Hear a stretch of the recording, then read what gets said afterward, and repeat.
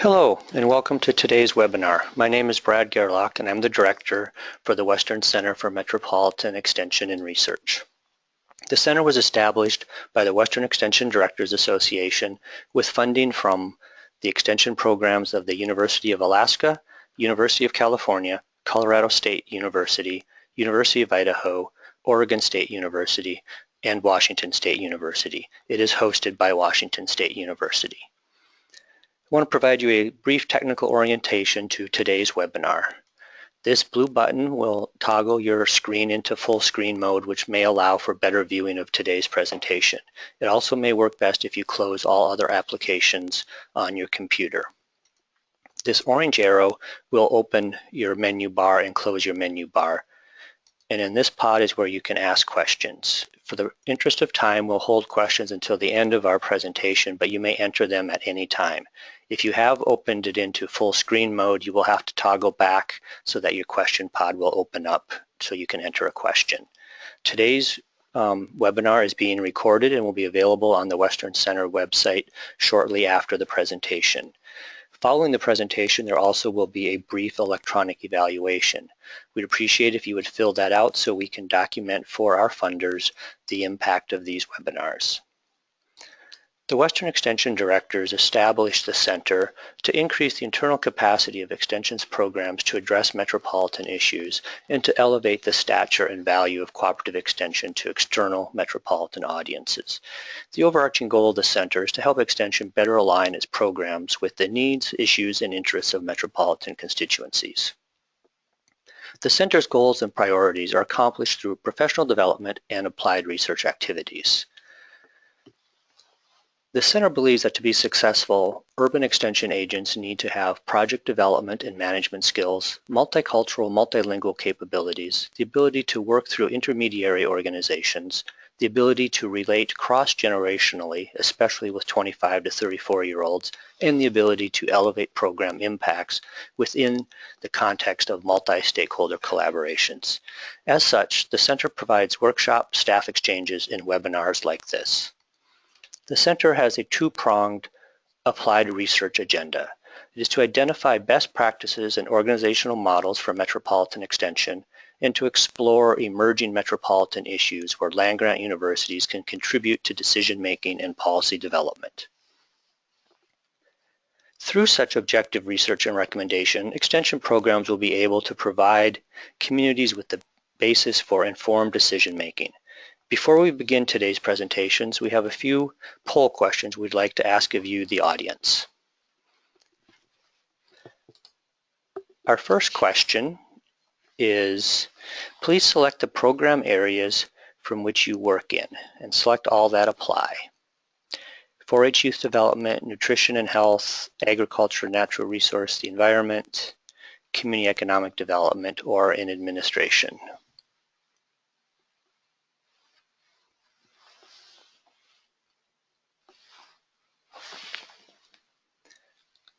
Okay, we're going to hold this open for just a second or two and then we'll close the poll.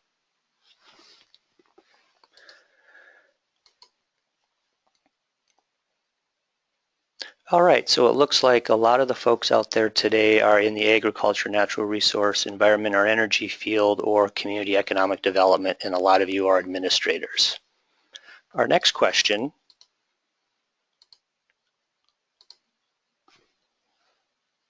is, what is your primary role within your organization? Do you do program planning, implementation, or delivery? Are you a county director? Are you a program unit director or lead, upper administration, or involved in development?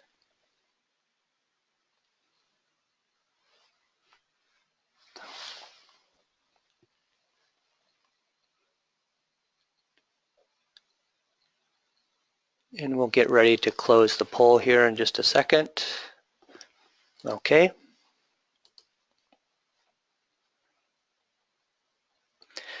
Looks like the largest there is county directors and a pretty good representation from program planning and administration. And the final question we'd like to ask you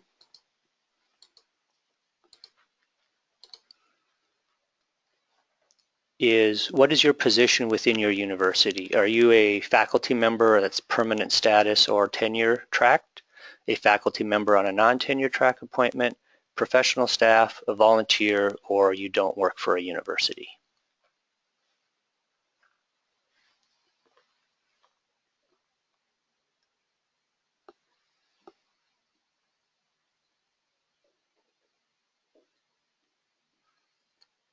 Okay, and we're going to wrap up the voting here on the poll.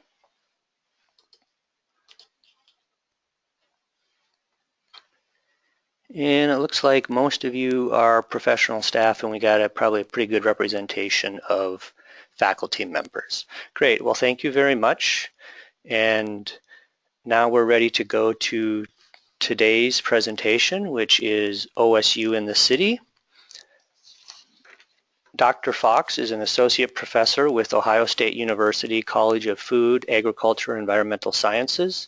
Julie serves as the OSU Extension in the City Program Leader, Central Region Extension Director, and the Associate Chair for the Department of Extension. Working with OSU since 1998, she holds a PhD in Human and Community Resource Development and an MBA in Global Management. Her background includes working in Africa, Asia, Australia, and Europe. Prior to working with OSU, she served as the Executive Director for an international trade association and a marketing manager for a worldwide nonprofit organization. Julie, welcome to the webinar.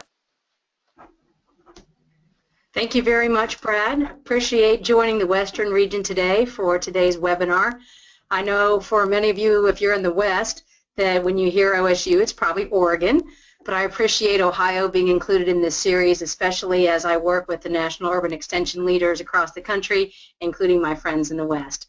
So thank you for making time for today's webinar, and we'll go ahead and get started. I think.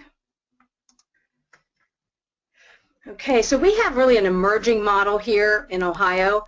We've been doing work in urban and metro areas for years. During the past about 18 months, we've been exploring more strategic options. We've begun to experiment with what we call managed risk to see what we've learned from the past and really what we want to do as we move into the next 100 years. We call our work now OSU Extension in the City.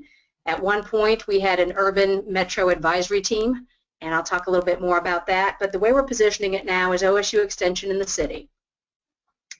The perspective that we're taking as we help develop this emerging model is we look locally what's happening in our cities across the state. We've got a pretty diverse state. What's happening statewide as well as what's happening nationally. And what I'm going to talk about today, I hope by the end of this session that you'll have a better idea of why we're looking at a new model or kind of transforming our model, understand better what our model is and how the model works, so that if there are elements that you want to use within your own city or state or region that you're working in, I hope to provide some additional insight for you. The logo that you see up here, the National Urban Extension Leaders, is a group that has emerged since the December of 2013, and right now we have representation from about 23 states. Many of you are probably on today's call. So it's nice to see right now the momentum here in Ohio as well as the momentum across the country. So as we look at extension in Ohio, we consider our context. We're the 7th most populated states here in the States. When it comes to what we consider to be city or metro or urban, we use those terms somewhat interchangeably. But you'll see this first map, while it's small, we are looking at the Metropolitan Statistical Areas. And you see all those different colors there. And we actually have 16 MSAs in Ohio and lots of great roads. And so we have people traveling to and from, in and out of these metropolitan areas all week and all day long. We also look at ERS's Economic Research Services rural-urban continuum. And here you can see the red dots representing the more densely populated areas. And again, you see that rich land mass throughout the state too. We actually have 88 counties, so you'll see that's why all those little line divisions there. And then the other thing that we consider as we're looking at this model is this is one map, and it's net commuter flow. So while we have a lot of inflow and outflow of different resources, this one is just for commuters. And the dark red represents a lot of people traveling out, and the blue is a lot of people traveling in. And so you can kind of see at the top of that map some blue near Cleveland, in the center some blue near Columbus, and in the lower left we have Cincinnati as well as the surrounding area. But we also recognize that just like county borders, our state borders are people come in and out of our state as much as they come in and out of some of the counties in some instances. And so the American Plan Association has this America 2050 map that shows mega regions.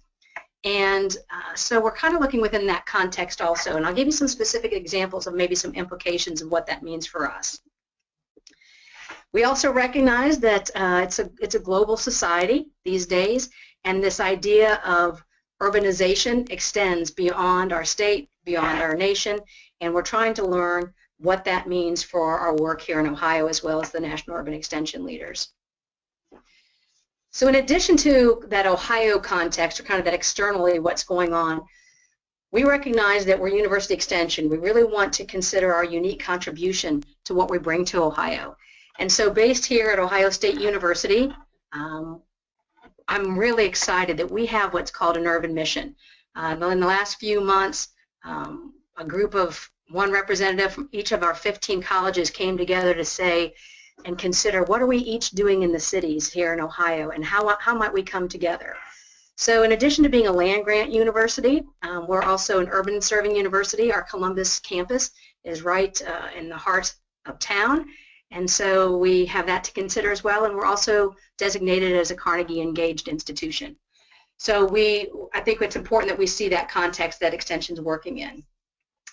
We've got a dynamic outreach and engagement organization, again linking our 15 colleges, and across the university we're working with what we call discovery themes. And some of those themes that have arisen over the past few years relate to food and health, food safety, and also sustainable economy. And so you can see a natural linkage to the work that Extension does in the cities across the state. So that's an important part of our context that we want to stay connected to. Within our College of Food, Ag, and Environmental Sciences, and Extension is a department within this college, we also have a number of personnel in our Human Ecology College and a lot of interactions between the other colleges. But within our College of Food, Ag, and Environmental Sciences, since we have a new dean for the last couple years, Bruce McFerrin, he's been leading some future trends and visioning sessions, and it's been an interesting process to work in communities across the state, work with our advisory groups and others to really consider what the future might mean for us, especially as we move from that last 100 years of extension into the new 100 years of extension. So we want to consider, I guess, that piece of it as well. Within our own Department of Extension, so we've looked at the university perspective, our college perspective, and in our own department, we're looking at over the course of history and where we want to go in the future, how we positioned OSU Extension in the city, or Urban Metro Extension. What kind of programs are we doing in the city, our personnel and operations, and our partnerships and funding. So partners really go beyond funding to other types of resources. But in doing what are the initial stages of a content analysis, we've pulled old documents from our state as well as across the country. And my colleague James Stiving has created an interactive timeline so that we can access these past documents, whether they be conference proceedings from urban extension conferences, in our journals, as beyond the Journal of Extension and other journals, and really look at what some of those common themes are.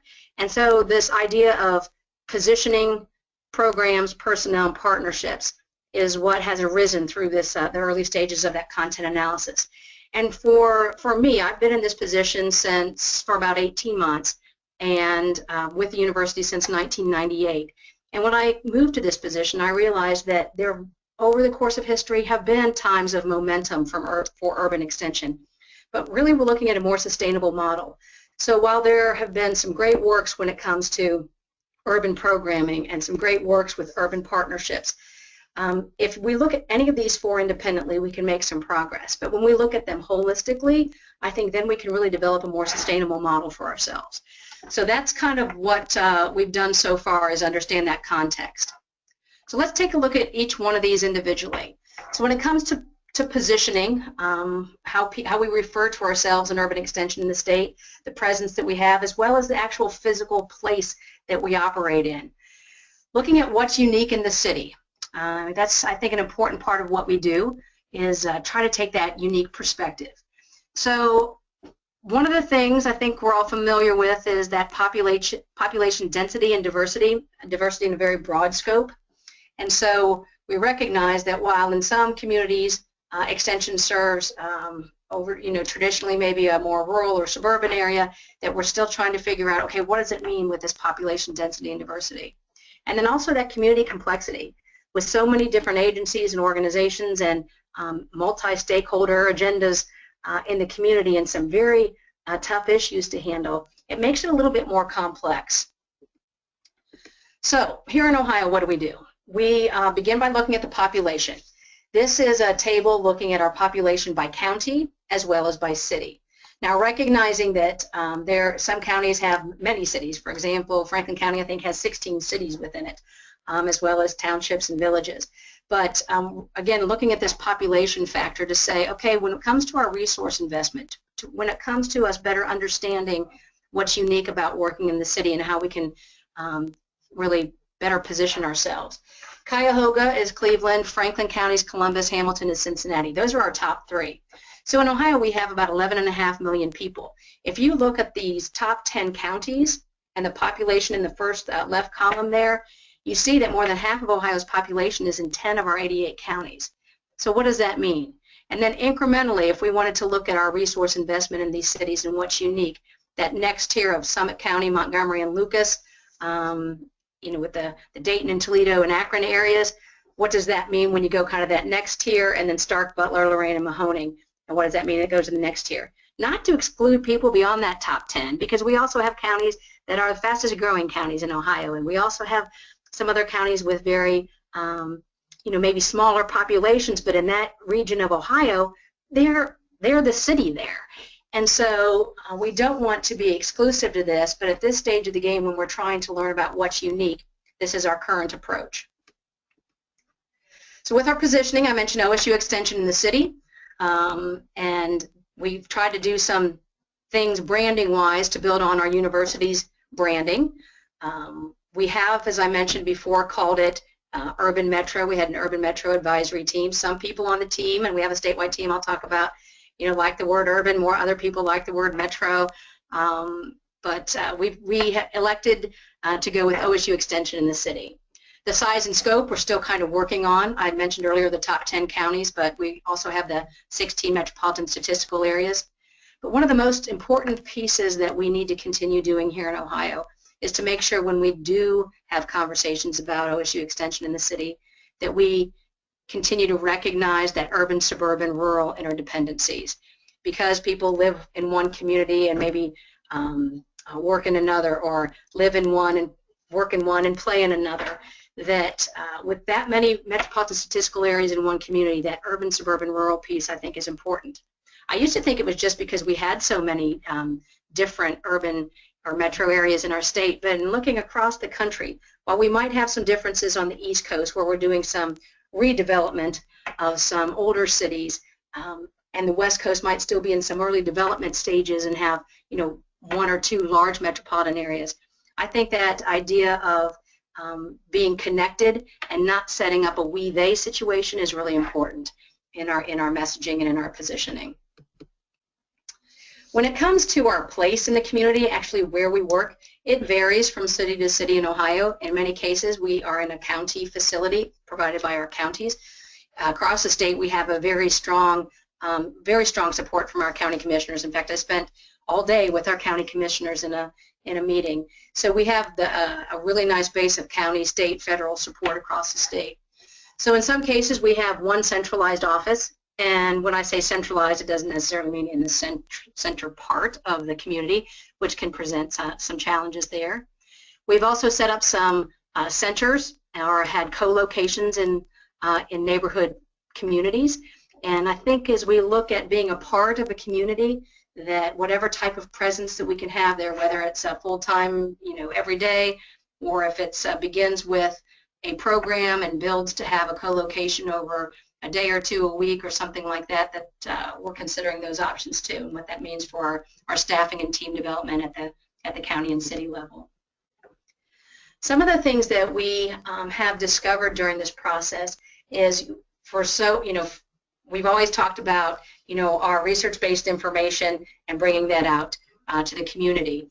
And throughout my work with Extension, no matter if I was working in rural, urban, or suburban areas, I've always believed that this idea of co-discovery, where we bring research, science-based research, and we work with people in the community in a respectful way that recognizes that they also have local knowledge, and that together with the people of the community, with our other partners, that we have this idea of collective impact. Now, I use that term collective impact pretty liberally here. It's very, I think, important term that we, as we look to our future, want to strive toward, because it goes beyond some project-based impacts and really looks at some key issues in our cities and what we can do together. So that messaging of co-discovery and collective impact is really important to us. And then the National Urban Extension leaders actually came up with this being locally relevant, responsive statewide, and recognized nationally. And that really resonated with us here in Ohio. To be locally relevant in our cities is why we exist. To be responsive statewide, so in some cases we can be more efficient in tackling key issues, like infant mortality, for example. And then being recognized nationally.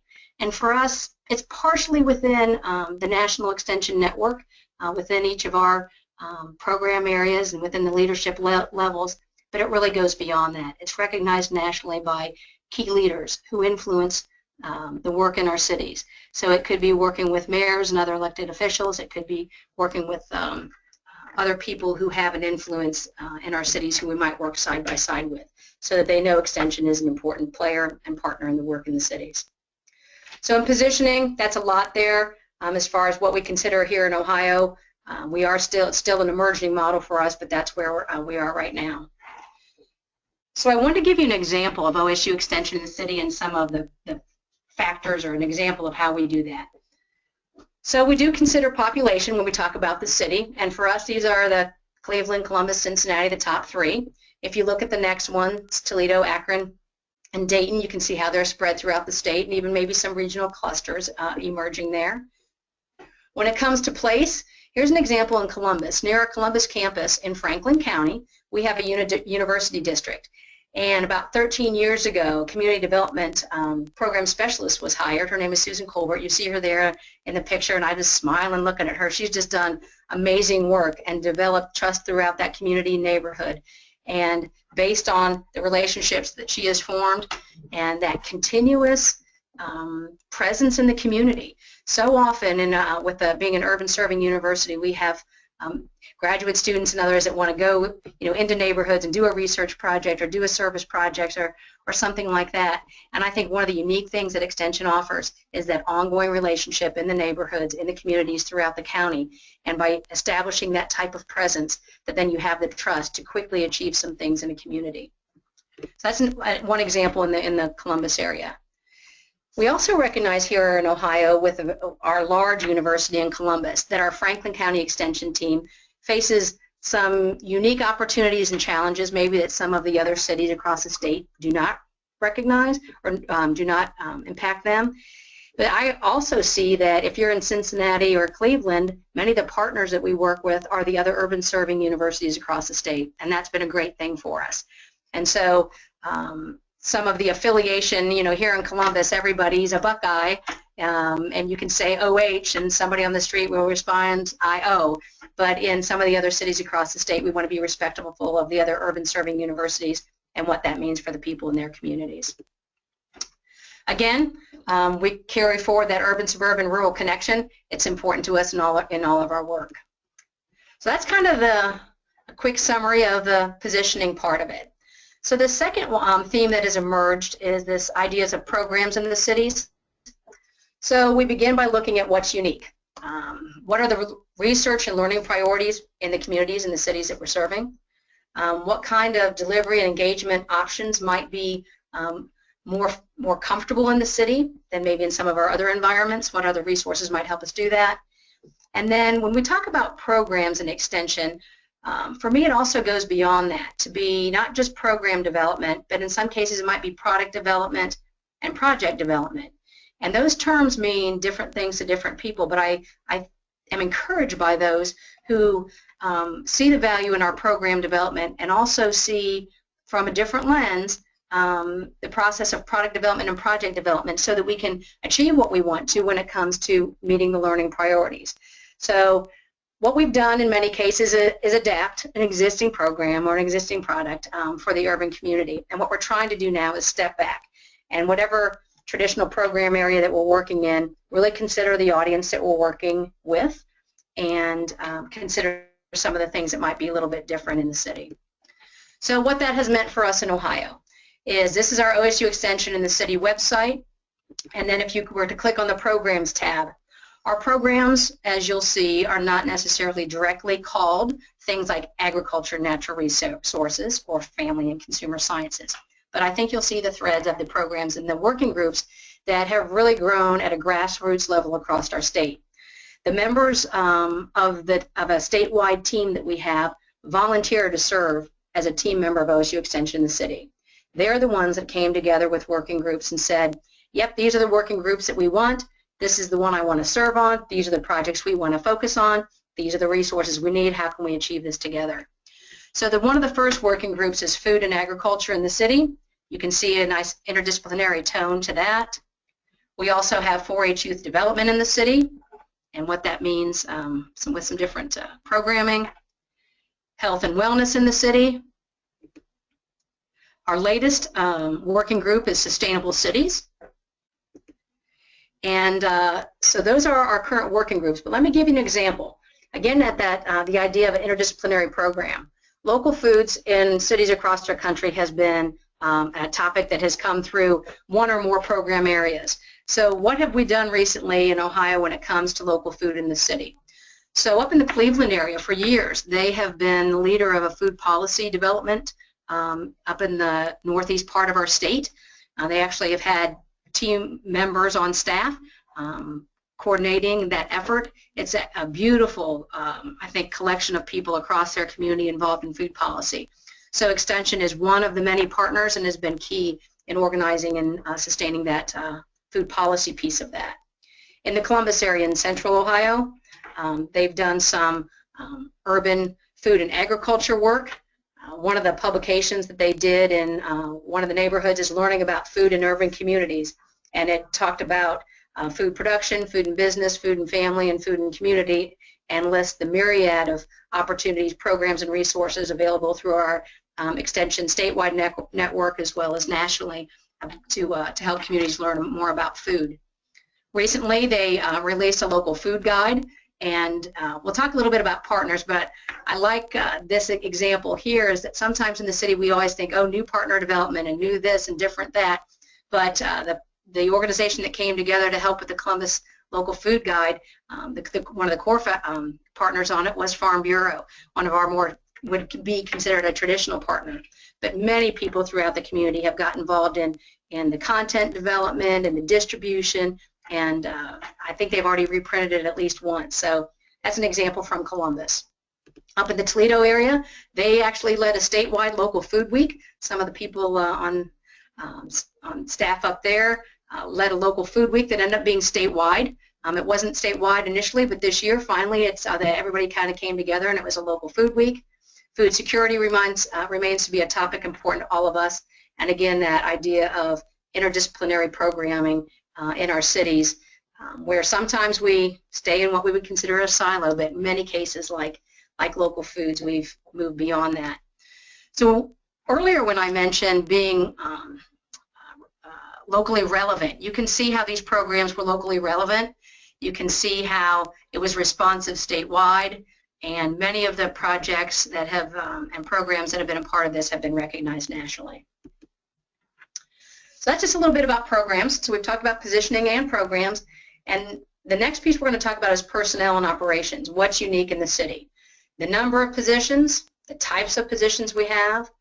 By ratio, I mean number of faculty and staff that we have in the county or in the city based on the number of residents of the city. We've also looked at ratios like number of faculty and staff and the number of elected officials in those larger cities, because a lot of our work with government relations requires us to be a part of those conversations. So in many cases we have more numbers of positions. We are experimenting with different types of positions in some cases. The ratio, we continue to evaluate and see what's meaningful there and what we can do to develop capacity. The structure and reporting, and my position, I started 18 months ago, and it was a new position. It's actually half leading OSU Extension in the city and half as one of our 5 regional directors. And so structurally, I serve on administrative cabinet as one of the associate chairs, and that gives this whole urban agenda kind of access at the leadership level, and we hadn't had that before. The team had advocated for it, and now we have it, and I think that really makes a difference in our model that's integrated across all of our program areas and integrated across our regions. We're also evaluating how different positions are funded. So it's unique in the city in the sense that we track different funding sources, and the structure might be a little bit different as far as reporting and stuff, but it continues to be an important part of our emerging model. The other thing that's a little bit different in our city is diversity of personnel and how we attract and retain them.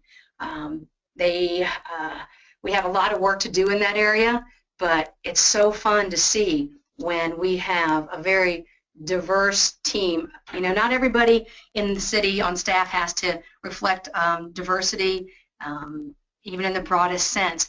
But when people come together and maybe somebody has a different language skill and somebody else has a different perspective because they have been involved in a different neighborhood, it brings a richness to the city and county team.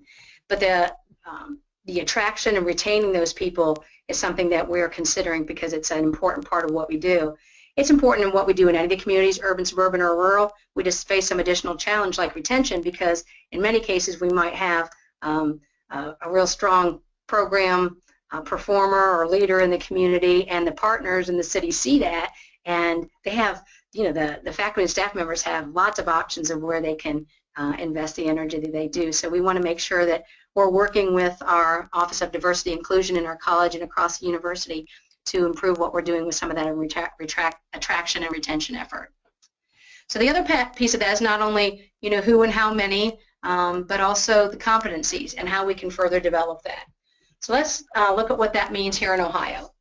So when it comes to the types of positions, the structure, and how we fund those, our dean of our College of Food, Ag, and Environmental Sciences, our extension director reports directly to that dean, and I as the leader report to them. And we do a lot of the work when it comes to the national connection. That's what that N over there on the right-hand side means. And we use a very integrated approach to what we do. And so as I serve on administrative cabinet, my colleagues are the assistant directors of programs. My colleagues are the other regional directors. The other people I work with lead the support units of human resources, the business offices and such. And so as we look at some of the strategic opportunities that we have right now and making decisions about what we want to do in our cities, that it's not just me and it's not just a handful of people, but we really want to consider what it means for everybody from these different perspectives. So when we talk about personnel, human resources has been involved in this conversation from the get-go. We don't just come to them with a pitch. When we talk about doing something with a particular program area, that they're part of that conversation. And the linkages created as a result of that have been, I think, pretty key. And then we have county extension directors, and then they have programs to support staff as well. Our county extension directors in Ohio, we actually have one in each of our 88 counties, that in 85 of those counties, they are a program educator, faculty member, and the county extension director. So they have that added on to their position. So in some of our largest cities, that's a real challenge because of the number of elected officials and staff and everybody that they're working with. So what we've experimented with has been through state and federal funding the county extension director position in our 3 largest counties and cities, which is Columbus, Cincinnati, and Cleveland. And really looking at that position description and looking into them as being capacity builders and really trying to grow our presence there and improve kind of the sustainability of what we're doing in the cities. So based on what we learn from that, then we can work with our leadership to say, okay, here's what we've learned from this process, and now here are some other things that we can do as a result of that. So that's been something that we're looking at now. So when it comes to the team structure, I mentioned there the team itself has been around for years as an Urban Metro Advisory Team. It was actually that group that suggested we have my position, and so through their leadership and fortitude, that came about. Through the working, there are working groups that relate directly to those programs that I talked about earlier that were reflected on our website. We also, in addition to having those county-based personnel that are part of that team, we have campus-based content experts and engaged scholars that those professors work with. And so when we were looking at professional development for the team, I talked to one of my colleagues, and she spoke about what the differences were between urban metro, exurban, and rural areas, and really those distinctions. And so we looked to those content experts not only to help with their own internal professional development, but also when one of our communities might need some expertise, that if those professors have capstone projects that students could be engaged in our cities, we're trying to create a better connection with those content experts and with our campus as well as with others. We also have wonderful community engaged resources. These could be volunteers, these could be consultants we bring on in for short-term projects that are familiar with extension in our work. So that's really a key, extension component, whether it's urban, suburban, or rural, are our beautiful community engaged volunteers. Diversity of personnel. Again, that attracting and retaining, that we're working with our university and our college and communities to help do that, because sometimes we have referrals from our partnering organizations about somebody who might be good talent for us, to make sure that they know about the position and come forward. When it comes to engaging volunteers, maybe we pull from different places like faith-based organizations and others where they're a trusted resource in the community. And then the next piece of this personnel is that professional development and competency development. We're looking at the literature now to see what types of competencies, what that means in the city.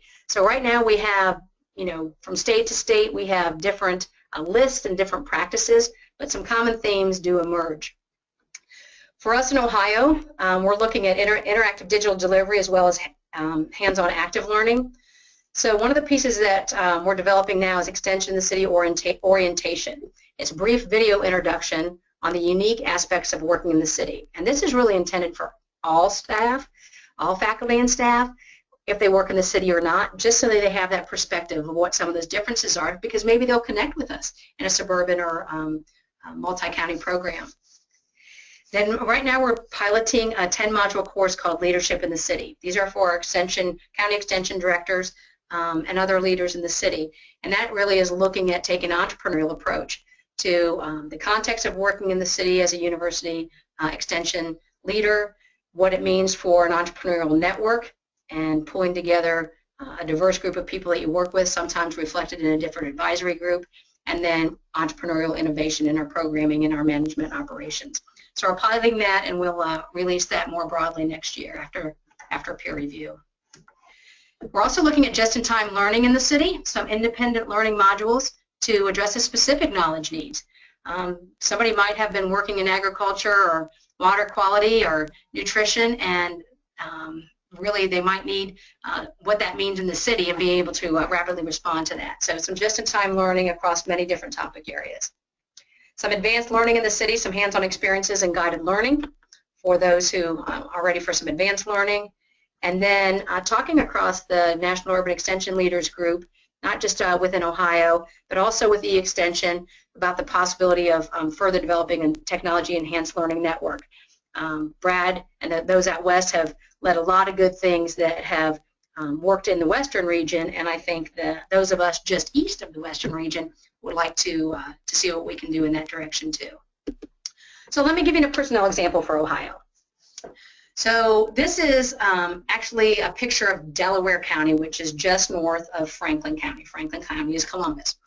So in Delaware, it's it's the state's fastest growing community. So down at the bottom of this map is some yellow, And those are actually cities, including Columbus and another city called Westerville.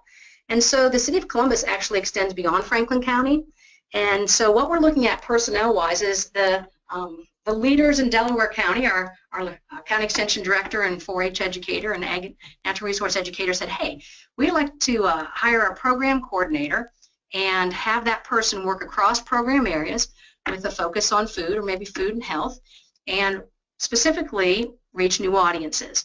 And so in doing that, much of this person's work will be close to other counties too.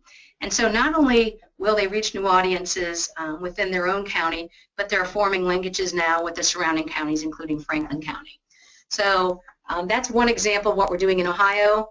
That area down there is the one I was talking about. And then another example is in the Cincinnati area of Ohio, down in the southwest region. It's really a tri-state region. If you look at the Metropolitan Statistical Area, or MSA area, it's tri-state. And so our community development leader is working with community development leaders in Indiana and Purdue, and also in Kentucky, to explore having a tri-state community development position that's either educator or specialist.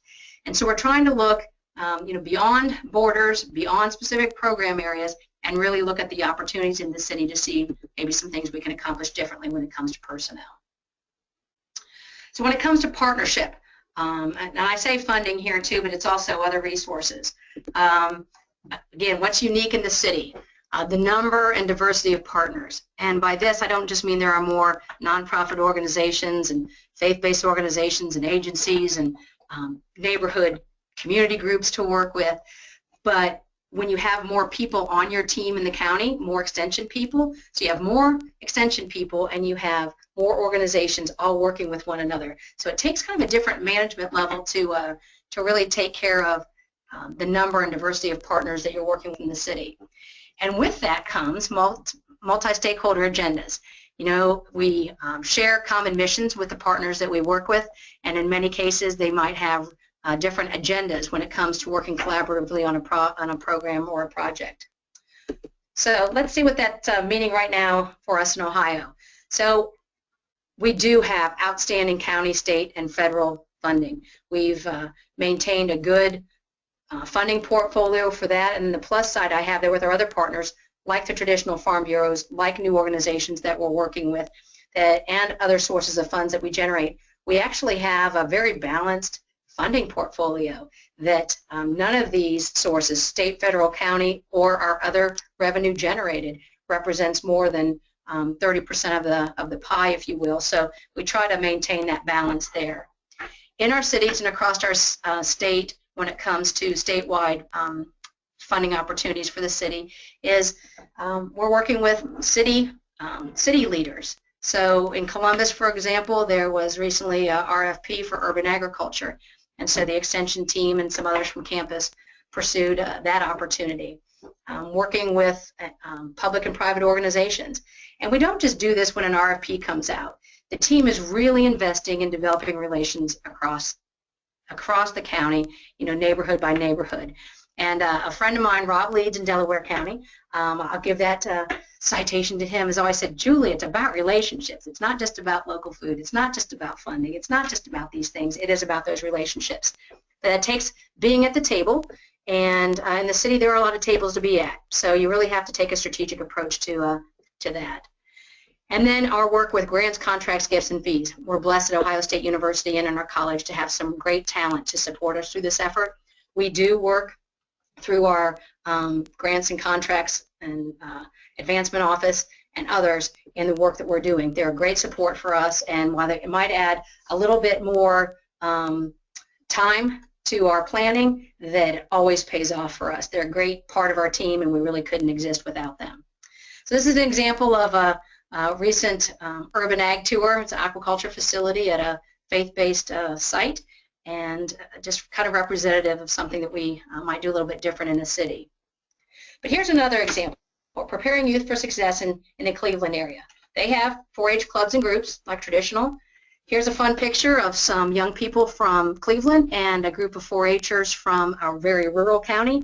And as part of our first generation 4-H efforts, with which Beth Boomershine in Ohio helps lead for Ohio, and the North Central team has some great people working on first generation 4-H efforts. So they actually did an exchange. So a group of 4-H from Cleveland and a group of 4-H from rural county did an exchange for 2 or 3 days each. And it's just fun to see that. And one of our State Extension Advisory Committee members loved the idea and recommended the idea of an exchange, not only for young people, but I think Patrick in Oregon says elected officials do it in others. And so we're looking at kind of building on that idea of doing the urban, suburban, rural exchange and visits to help gain that appreciation and understanding.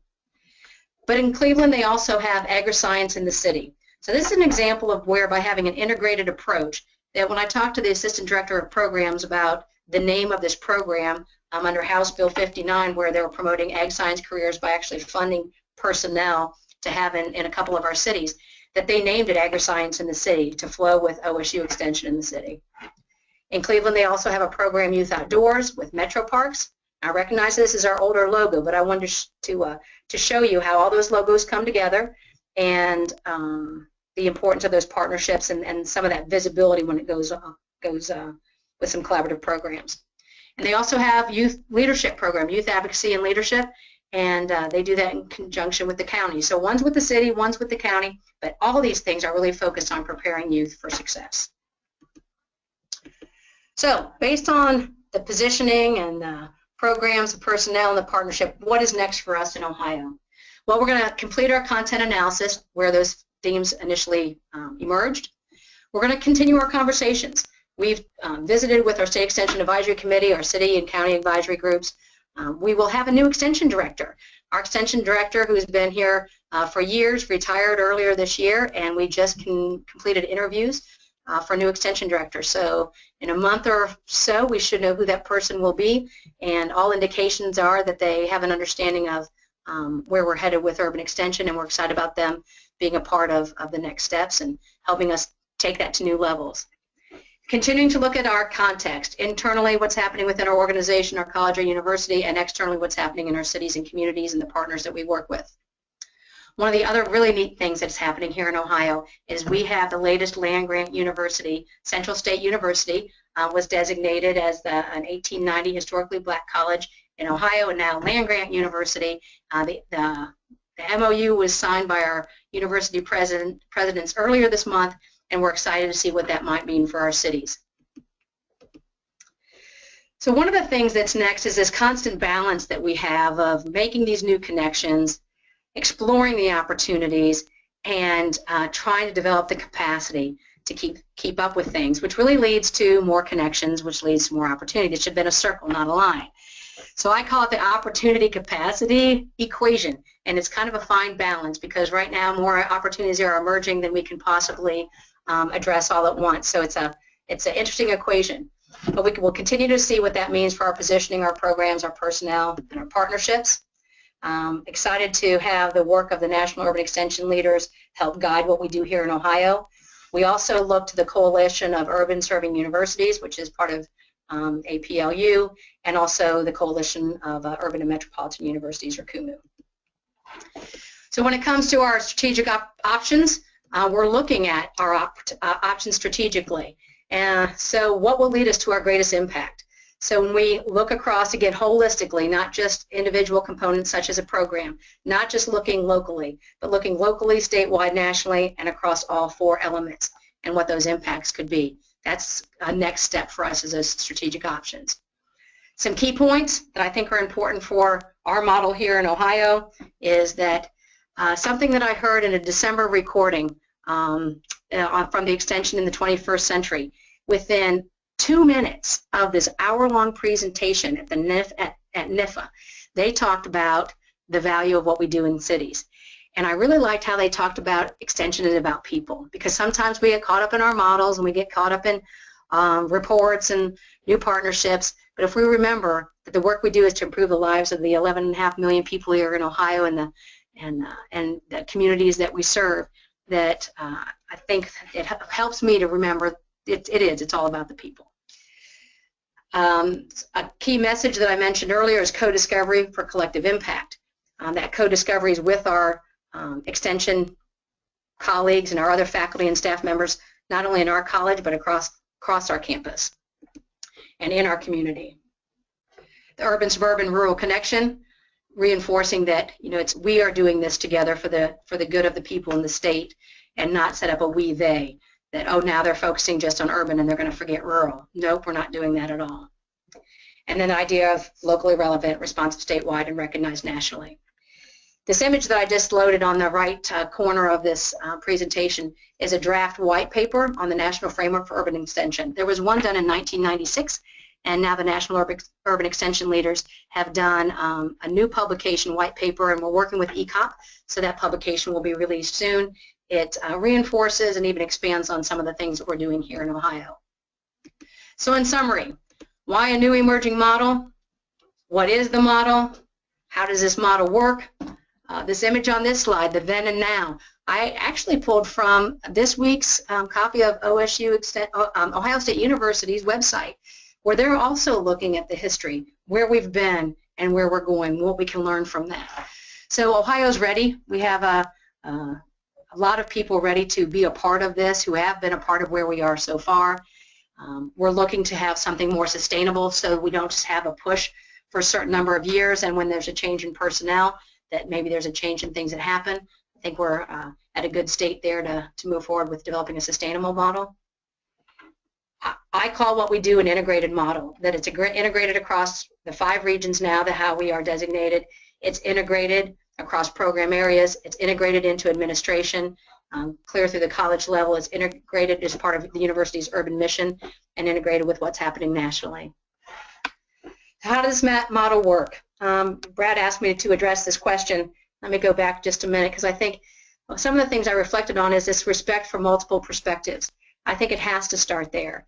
It works because people are coming to the table with readiness. We are trying to better understand multiple perspectives, so as we make decisions and resource investments, that we have that as a foundational piece. We do have a culture here of experimenting with managed risk. That it's okay if something doesn't go exactly right, but we're trying to take some innovative approaches to what we're doing, learn from that, see what impacts we're generating, and then grow from there. And I think the other thing is the model works because we stay true to our mission. We don't have a lot of mission drift. There are lots of opportunities. We don't pursue them all. We remind ourselves of our key unique contribution that we can make as university extension professionals. We have some time now. Brad's going to facilitate some questions and answers. This is my contact information. I'll be happy to toss around ideas with you. It's fun to have this conversation with you today, but so far it's just been a one-way conversation, and I look forward to the questions and answers now, as well as ongoing dialogue in the future.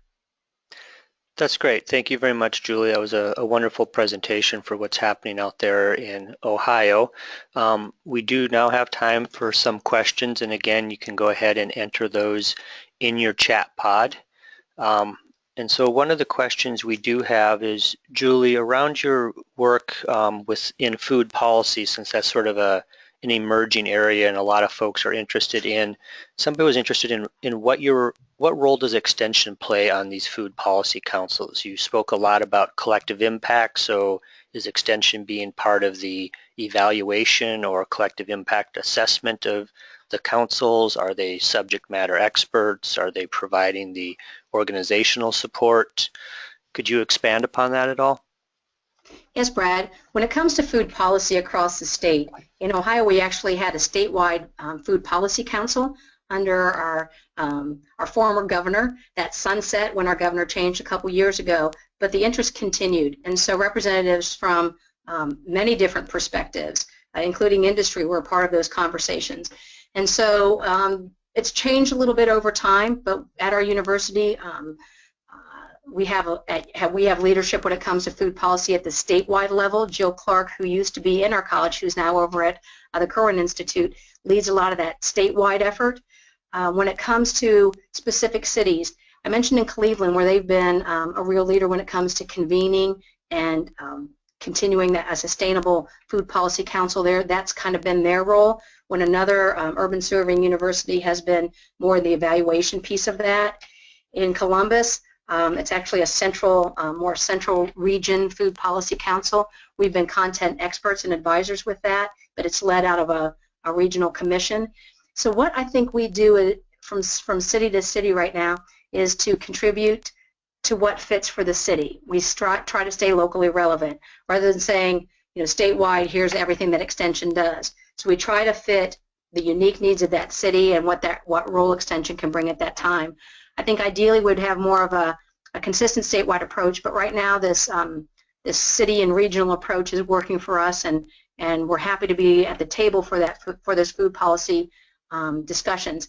And they also tie into food access and food security and a number of other things that we provide all kinds of participation in, whether it's content expertise, evaluation, leadership. So I hope that answers the question as far as food policy. It does vary a little bit by city. Okay, thank you. And one other question we have in here is, to what degree do you link some of your programs or work back into campus-based faculty, and person assumes it's easier for your programs in Columbus where the main campus is, but some of the further metropolitan areas, do you directly work with quote-unquote bench faculty and their ability, and are you able to get them out into those communities to help you? We have some wonderful faculty that are campus-based that are in our communities and also providing professional development for Extension personnel across the state, so they have the latest research information, they have what they need to do local programming. But we've had Extension specialists come out and help with things like soil testing. We've had campus professors bring their students out for capstone projects.